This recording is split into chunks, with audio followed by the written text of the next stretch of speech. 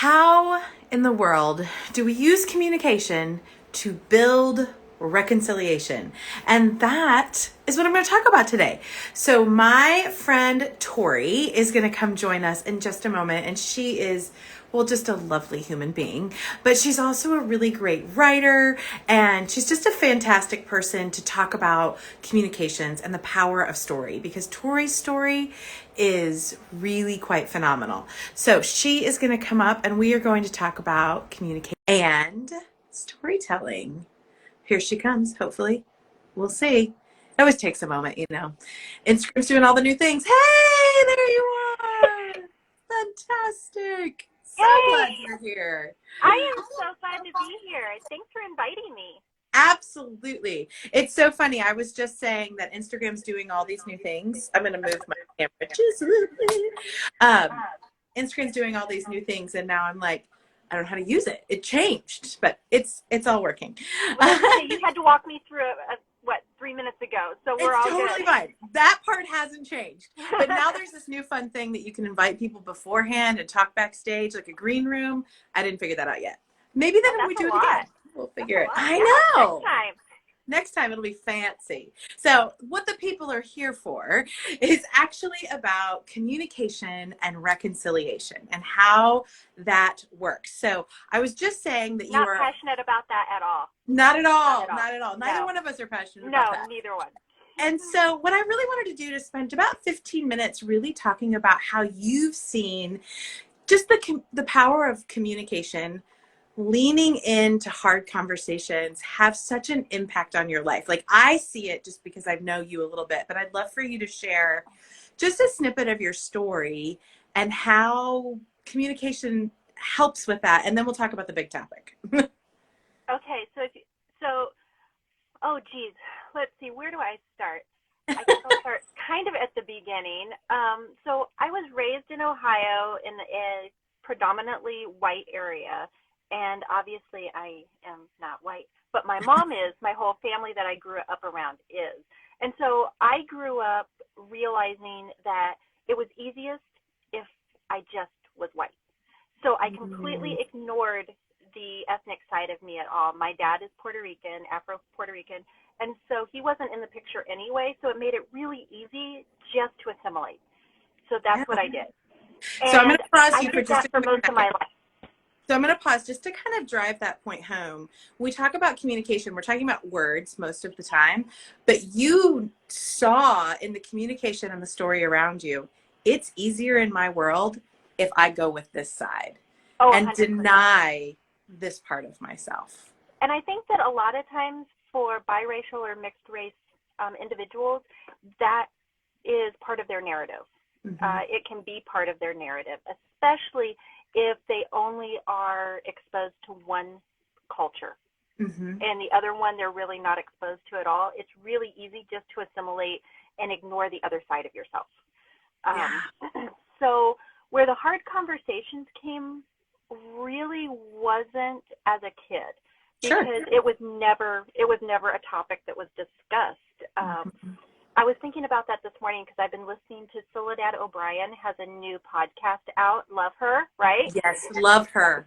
Love her. And she has a new podcast out on Audible called Growing Up POC, where she interviews, each episode she interviews a person of color and talks about their individual story. And I was listening to it today, and there was one that I was just like, I resonate with what you're saying so much, because you grow up and you don't have these conversations.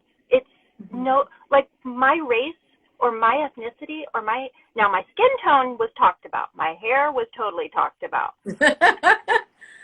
but not race. Yeah. And so there wasn't anything to reconcile until I became an adult and until I became aware that I was denying who I was. And so that hard conversation honestly had to start with myself. It was a conversation. Say it again. The first hard conversation I had to have was with myself. Yeah, absolutely. And I will be honest, that one has been the hardest and the longest. Yeah. Yeah, that one by far was the hardest conversation. And probably if I looked at the beginning to now, it probably took years Yeah. to get through that conversation and get to the other side of the conversation. And I want to normalize that. Like, I want to normalize those hard conversations we have with ourselves aren't like done, there we go. It Oh, is an girlfriend. ongoing, it's part of life to start to reconcile this with me, and then to have the bravery to say with our out loud words to someone else. But it has Oh, to start with you. it Has to has start. to. It has Mhm. to. It has to. And for me, it also had to not only start with the words that I needed to say to myself, it also had to start with me listening to what God had already Mm. said about me. Yeah. Because my mom had tried to drive that point home since I was a kid. And I was so resistant and so just totally against any good thing that anyone had to say about me, because I felt that my worth all was dependent on what I could prove and who I Yeah. could prove I could be. Yeah. And so it didn't matter what God said about me, and it didn't matter what anyone else said about me, because I didn't believe any of that to be true about me. So Yeah. until I had that conversation with myself and went, you know what? This is what God says about me. He says that I am loved. He says that I am known. He says that I am chosen. He says that He adopted me. He created me to be the woman I am. And for me to choose to be anything less than is honestly kind of a slap in His face. Yeah. Yeah. That's kind of the conversation that I had to wrestle with in myself. And then I just had to listen to that over and over and over and Over. over and over. So I mean, not to put a like fast forward button on it, because I No, don't let's. want to diminish the hard work that is, because that's so important. I think it's a really important underlining point to how to have hard conversations is Uh-huh. that, I mean, part of, so I have a course coming out, and part of the Yeah. course is really talking about what's the conversation I need to have first before I even think about having a hard conversation with someone else. Now, yours is huge because it's about identity. It's so many things, but even in the micro hard conversation about the Oh, yeah. toaster on the counter, Yep. I'm still a little Dishes in the like dishwasher is at our dishes in the house. dishwasher. Yep. Even those things need to start with us, at Mhm. least a look at ourselves. So I mean, that is such a huge one, but just to bring it into the everyday, what we Absolutely. think of as typical. Yep. So tell me, what are some of the ways you started leaning into the hard conversations after you've accepted yourself? Mhm. What did that do? Like, where did you go with that? Oh, the first place I went was to my mom. Hmm. That was the first conversation I had. And she was there obviously from the beginning. And so that was honestly one of my hardest conversations too, because she knew that this was going to resurrect a lot of pain and a lot of hurt and a lot of gunk, Yeah, for lack of a better word. totally. It just was. And she didn't want that for me. She didn't Hmm. want me to have to relive those things. She didn't want me to have to re-experience those things. And she didn't want me to have to now live in that skin, you know, Yeah, today. Not that she didn't want me to be true to who I was. She didn't want me to have to experience the pain and sacrifice that comes with. yeah, absolutely. Yeah, And I knew that there was a price to be paid. Like I yeah. knew that when I made that when I had those hard conversations with myself, which is also what made them so hard. Hmm. But you're right. Like this is so macro. Hmm. And a lot of people don't have this type of macro, this is hard to maybe personally identify with. And I was thinking about that this morning in preparation for this chat. And I think some of my harder conversations, maybe not harder, but are the ones Oh, that I've had to have are the ones that I've had to have with my team or my mm, boss. yeah, And those conversations, I've come to realize hard conversations are so incredibly valuable. Not comfortable, but valuable. Yeah. One of the things that I'm curious about what you're saying is like you've spent this time digging in about identity. Mm-hmm. And while your identity has a lot to do with it, has so much to do and everything to do with race and ethnicity and what that means in America in the 20th and 21st century, you know, which seems so big, but I think don't we all wrestle with some forms of identity in some shape or form? I mean, I think as a woman, you know, in leadership that is in a business world that's designed for men, let's be honest.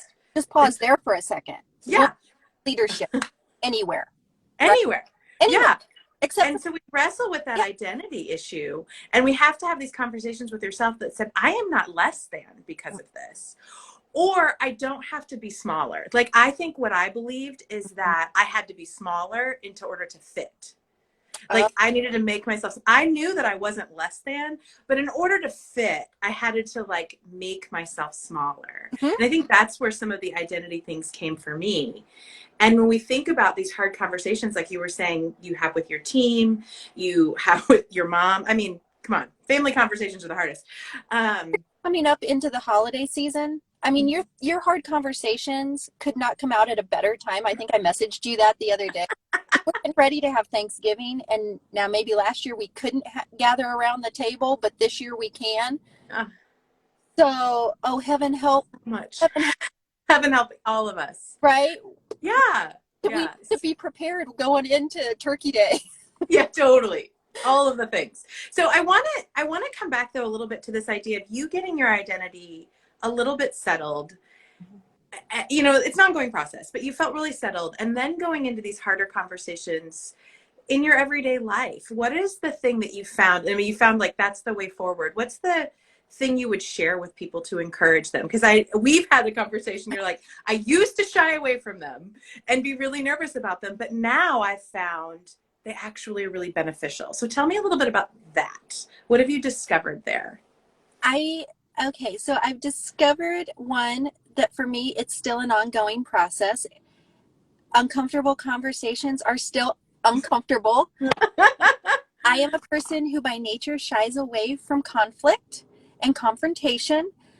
So as much as I talk about finding my voice, in my head, there's times where I hear it and the opportunity presents itself and I let the opportunity slip by. And I am becoming more and more aware of that. And I mean, in the fact that just recently about, I think it was like 3 weeks ago now, I did this whole, I do these car combos, which is why I'm in the car, because I do a lot of talking in the car, sometimes just myself, but that's okay. So I did this car combo and I talked about a couple of instances where I have had some interactions with people regarding my hair. And they've been negative and unpleasant. And I went into more detail in the Instagram, IGTVs. But I got done. I hit post. I got out of my car in the parking lot at work. And one of the two people that I don't mention names or anything, just circumstances. And they park next to me and get out of the car. And I know they don't watch social media. So I'm not afraid of that. But still, can we just say awkward? This is what actually happened.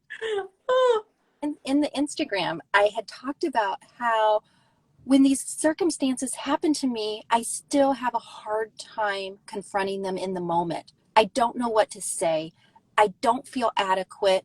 And this is happening to me. Like, I should be able to go, don't touch my hair. Like, just don't. I'm touching yours, don't touch mine. Yes. And yet, especially for people of color, we become so acquainted with making other people feel comfortable at our own expense. Yeah. And so getting past that has been such a challenge. So they get out of their car, I get out of my car. And they come over and they start touching my hair like this while they're talking to me. And I'm like, I can't. I feel so bad. Right? Okay, pregnant belly. Don't care. Okay, just Boundaries, everybody, boundaries. Personal space. Come on, we are not garden. And finally, I felt like it was God going, all right, girl, I'm giving you just talked about it. You said next time you were going to say something. I'm giving you the opportunity to say something. And I did. And I just politely said, could you please just not touch my hair? And then that led to a conversation about hair and kind of, she asked questions and it gave me a chance to actually educate her on curly hair and why that's not okay and stuff that she never was aware of. So it opened the door to an opportunity, but I think it was also in the way that I did it. Yeah. When you confront hard conversations, if you don't come at them with humility, love, and grace, Yes. it's a recipe for disaster. Absolutely. Nobody won anyone over to their side of an argument. And this is not an argument. It's a conversation. It should not be an argument. Yeah. And when it comes that, you've already lost. Like, just stop talking. I think one of the things I love about what you did is that it was a polite boundary. Like, here is my boundary. I tried. And then, that's okay, but that's what it is. And boundaries are scary and terrifying at times because we start making up all the stories back here of like, here's what they're going to think about me and blah, blah, blah, blah. All that stuff comes out. And when really a boundary is just saying, here's where I end and here's where you begin. And that brings clarity. And my all-time favorite Brene Brown quote, I mean, there's a book of many things I love about Brene Brown, but one of them is clear is kind. Just quotes from her. I know. Be like a quote dictionary. Completely. Like, let's just make that. Right? But yeah, clear is kind. It is a kindness to tell somebody because she probably never would have thought, oh, this is a thing. And and that boundary is absolutely okay. And then the generosity that you had to continue to explain more is really the amazing part to me. Like, I think we've put so much on people of color to say, tell me how this works. Tell me this, like, and but the fact that you were willing to do that is such a generous act. But it started with, here's the boundary, and the boundary is healthy and the boundary is okay. And then she got to ask questions, which is the key piece of hard conversations, is actually listening. And you heard what her real concern was, and then you could share a real answer. And that changes everything. Well, and I think it gave her the opportunity to show me her true colors. She at no point was trying to be invasive. She wasn't trying to be to put me in an uncomfortable position. That was never her intent. Her intent was honestly, I think your hair is really beautiful. And I just, she doesn't have a lot of other boundaries herself anyway. And so well, yes. She didn't see anything wrong with what she was doing. She didn't see that it could put someone else not at ease. Yeah. And so I totally recognize. So I'm going to preface that what I'm about to say with that. What you said about how people of color, a lot of times, like, that burden is put on them to explain. So often that is the case, probably more often than not, that is the case. And that burden is placed on them. As a person of color, and this only holds true for Torrie, this does not hold true. Please hear me when I say, do not blanket this statement for all people of color. Do not go up to, you absolutely, friend, and apply this to them, because this is only for me. I personally see it as my opportunity, and I think that it's a gift. Yeah. Because I am a person of color. I see and experience the world differently than other people do.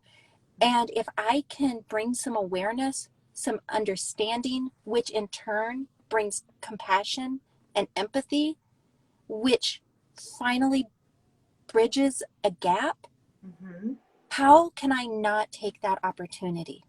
How can I let that pass me by to let you and I become friends?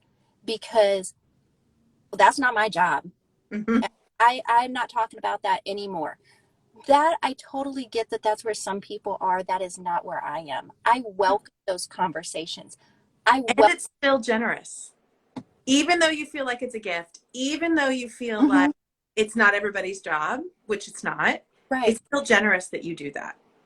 It's still generous. Thank you. I mean, funny because I don't see it as generous, even though I guess it probably is a bit. I just see it as an opportunity because we're never going to learn about each other if there's not a, Oh no. I'm not sure who's frozen. We'll see if she comes back. Or if you can't see me, we'll see which one it is. So Torrie, hopefully, can still hear me. I don't know. Okay, so if Torrie's talking to you and you can't hear me, if you can't hear Torrie and you can only hear me, one of the important things I think what Torrie's saying is that we're not going to be able to get to know one each other. Oh, Torrie has left. Okay, there must be something wrong with her internet. So one of the important things about what Corey was saying is that we have to listen to other people's experiences.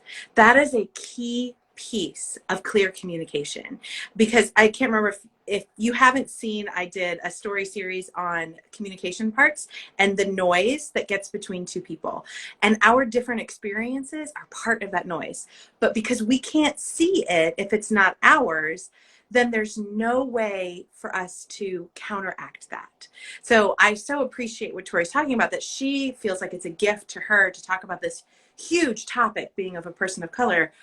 But if we bring that down to our everyday lives, even if you're not interacting on that major level, you can absolutely still ask questions and share about those types of other experiences and what happens when you get curious about the noise in between two people. And that is, it's a little bit complicated when, you know, it's just everyday stuff. But when you're in the middle of a hard conversation, it gets intense and it gets almost like, I don't know if I can do this. It feels scarier. And oh, I think Tori's back. So let's say yay. But in the hard conversation, that's when your skills really, really show up. So hopefully, yay, you're back. I didn't know if it was me or you, so I just kind of was No, it was talking for a little me. bit.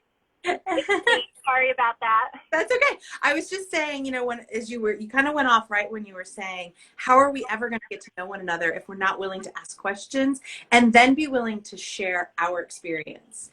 And what we call that in communication theory is the noise, what's in between you and the other person. And we can't see other people's noise. We can't see it. And so that's why asking questions of others and you being willing to be generous and share is really important. And again, I think it's probably true that you don't feel that need with every single person you interact with. Oh, 100%. No, no, no. Yeah, yeah. I'm going to pick and choose. Absolutely. I'm going to pick and choose. But with that, one other thing I wanted to add was that when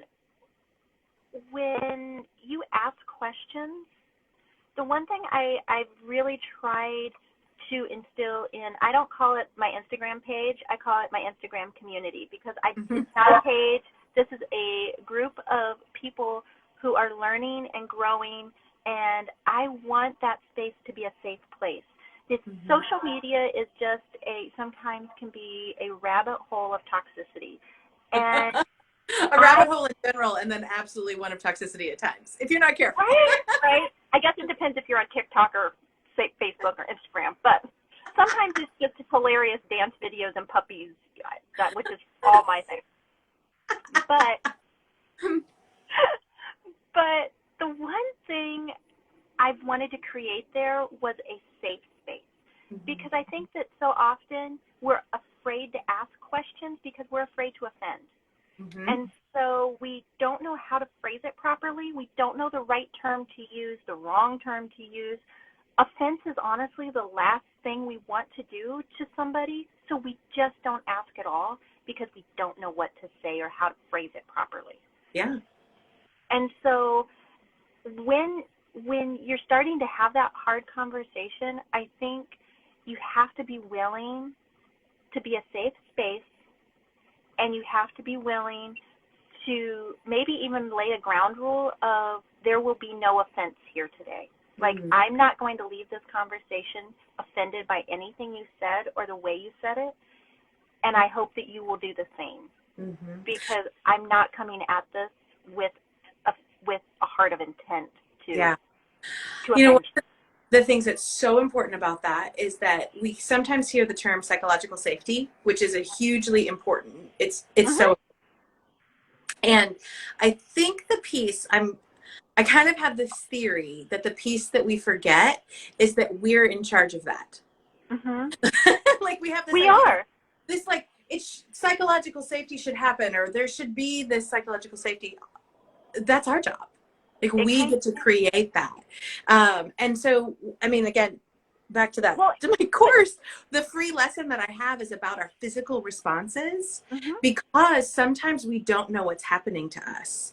And we're like, you know, like, our ears start to tingle, your heart starts to race because this person is saying something, and you want to be a safe place and you don't want to take offense, but your body's kind of betraying you because it's getting scared. But and kind of back to boundaries. Back to boundaries. It's okay to have a boundary and say, you know what, I appreciate your question, and right now I'm just not at a place where I can answer that adequately. Absolutely. So can we just press pause on that question, and I would love to come back and readdress that at another time. Absolutely. You know, it's okay to say that. Totally. I love that. I mean, it's so true. And as we were talking earlier, like, this conversation that you have with yourself took time. The conversation. I pressed the pause button so many times on myself. Yeah. Pressed it so many times. Yeah, and we have to be okay with the paradox, really, of pressing pause and not avoiding. Like, there's a fine line. There's a nuance there. Oh, and I avoided for a long time. Well, but you have to really start to discern, is this safe for me right now? Am I in a place where I'm not going to hurt somebody else because I'm scared? And those types of questions are really important to be aware of, and then start to answer for yourself when you feel that happening. Well, I think sometimes that's also where counseling comes in. You know, having that conversation with your counselor or your therapist, and kind of letting somebody else that you trust walk with you. It doesn't have to be your whole friend group. It doesn't. Right. It also doesn't need to be your spouse. Okay, so we're going to talk because I don't know about you, but I grew up in my faith community growing up. It was, we're all a family and we share everything with everybody, which on the surface is a really great posture. In practice, it led to a lot of lack of boundaries, and even seeing boundaries as, I'm going to say it, sinful rather than healthy. And so I'm just going to yes, it is. You don't have to share everything with everyone. You do need to share with somebody. Annie F. Downs talks about nothing in her life is secret, but some of it is private. I love that so much. Nothing is secret. Somebody knows, but there are some things that aren't for everybody. Yes. It's so important. And it's funny because, I mean, I'm a person of faith, so I can't really talk about my journey or talk about much of anything without bringing Jesus into it, because that's just how I am. That's okay. But I come back to him so often because I'm reminded that even with Jesus, he had his family, he had his 12 disciples who traveled, and they were like his people, right? Like, they were his people. And then he had his 3. And those and still 3 sometimes he was like, I can't handle y'all 3. I'm going up the mountain by myself. Exactly. Sometimes he's like, you guys can't even stay awake today, okay? So I'm just going to go do this by myself. And being okay with being by yourself is okay too. Absolutely. Sometimes you got to wrestle it out by yourself. Yeah.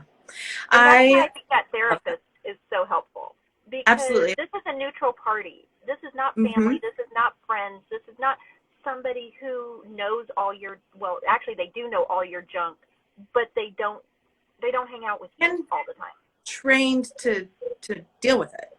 I mean, Yes. that's it. Like, there are certain people when Yeah. they come to me for coaching, I'm like, I can 100% help you in this area. Mhm. I do want to know if you have a therapist, because if you don't, you have to do that first. Yep. If you do have a therapist, we can coordinate. This is fine. We'll move forward. Not everybody who comes to me, I have to say that to, but there are some people where I'm like, this isn't what I do. I can Right. be your trusted guide in all kinds of areas, but there are some things that a different type of training are required. And Yes. so, and it's not like, it's just, there's not one magic bullet. We need There all isn't. kinds of layers of training. We need practice. We need professionals. We need to try it. We need to be by ourselves. Like, all of these things that we're saying can feel like, oh my gosh, I have to do it all at once. But No, it's just like, it's a we're a process. layered, complex person. Of Yeah. course, the solutions are layered and complex. Like, And why do we always think they're so simple? I know. We, Well, because they're I often think we want them to be simple. They never are. yeah. Yeah. Never. So good. I totally just looked at the time. I didn't realize that we've been chatting for half an hour. We were going to do I this for know. 5 minutes. Oh my gosh. This I has am been so fun. so thank you for sharing yourself with us and sharing some of your Absolutely. story. And just, yeah, I just really appreciate your time. It's so great. If you are my people and you're not following Torrie, please go over and check her out. She really is about creating that safe space. And it's just lovely to watch her cultivate that community in a way that is just caring and fun and lovely. So go follow Thank Torrie. you. Thank you. Thank Absolutely. you. Thank you. This has been such a great part of my day today. So Oh, thanks for the invite. Anytime. absolutely. I'd love to do it again. Awesome. And if y'all have questions, feel free to comment. If you are interested in the How to Have a Hard Conversation course, you can go to the link in my bio. There's a free lesson available for you. And then at the end of October, I'm having a challenge called Become a Confident Communicator. And I know we kind of dove in deep here with talking about race and what does that mean and hair and all of that, but that's also just as important as the conversation you have with your coworker who is like leaving crumbs on the counter. So For sure. it's all there. For It's sure. all there. So hopefully we can get together and I will see you in the challenge. And Torrie, I know that you're going to be there. So that makes me so excited to see you. And Yes. we'll have to do this again. Absolutely. Yeah. Absolutely. All right. It has been a pleasure. It's been a pleasure. Bye, everybody. Bye.